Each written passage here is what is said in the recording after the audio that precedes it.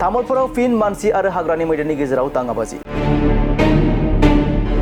तामुलपुरनि सेसाफानि पलासगुरियाव मैदेरनि उदखार। तामुलपुर कुमारिकाटा हाग्रा बिफाननि सिङाव थानाय सेसाफानि ओनसोलाव गोबाव समनिफ्रायनो हाग्रानि मैदेर आरो सुबुंनि गेजेराव दावहा जाबोबाय थानाया गोदान बाथ्रा नंलिया। थांनाय हराव सेसाफानि पलासगुरि गामियाव फाग्ला दैमानिफ्राय गाखोबोनाय मैदेर फालोआ हेमन्त बसुमतारीनि ओंखाम संग्रा न'खौ सिफायना गालाङो, लोगोसे अनन्त बसुमतारीनि थाग्रा न'नि एन्जुरखौ नारफ्लंनानै गालाङो आरो गेन्दा बर'नि ओंखाम संग्रा न'खौबो एन्जुर नारफ्लंनानै गालाङो हाग्रानि मैदेरा। नाथाय खाफाल मोजांदि बेबायदि गाग्लोबसेयावबो सुबुंफोरनि देहायाव जेबो जखम जायाखैसै।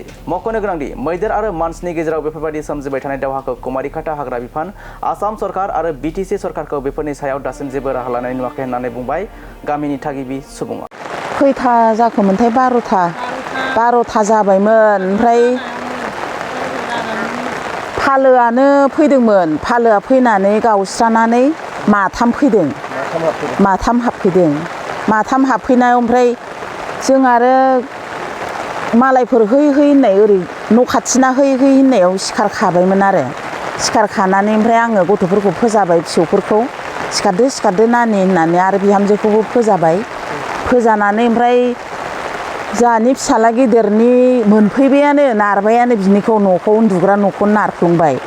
नारफ्लंनानै ओमफ्राय जोंहानि फिसाला गेदेरा फिसाफोरखौ लानानै आंनि खामसालियाव गाखोफैबा ओमफ्राय बे न'खौ ख्राव सिफायबा ओमफ्राय जों बिबै फिसौ बिहामजो फिसा आरो उल्था गेदेरथिं खालामफिनबाय। सोरनिखौ सिफायदों?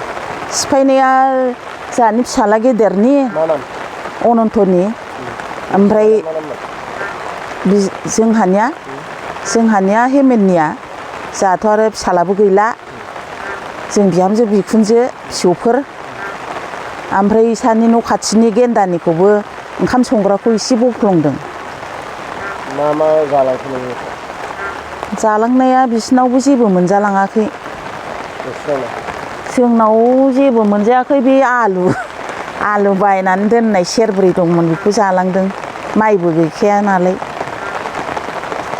सरकारनिफ्राय माबाफोर लुबैयो नामा? सरकारनिफ्राय अननानै होबालाय जोंलाय माथो बुंबावनो। हाग्रा बिफाना होबथाफैयोना होबथाफैया? हाग्रा बिफानाथ' मालाबा फैयो मालाबा फैया। दाथ' फैथाराखै। मेसें हराव बिसोर गैया।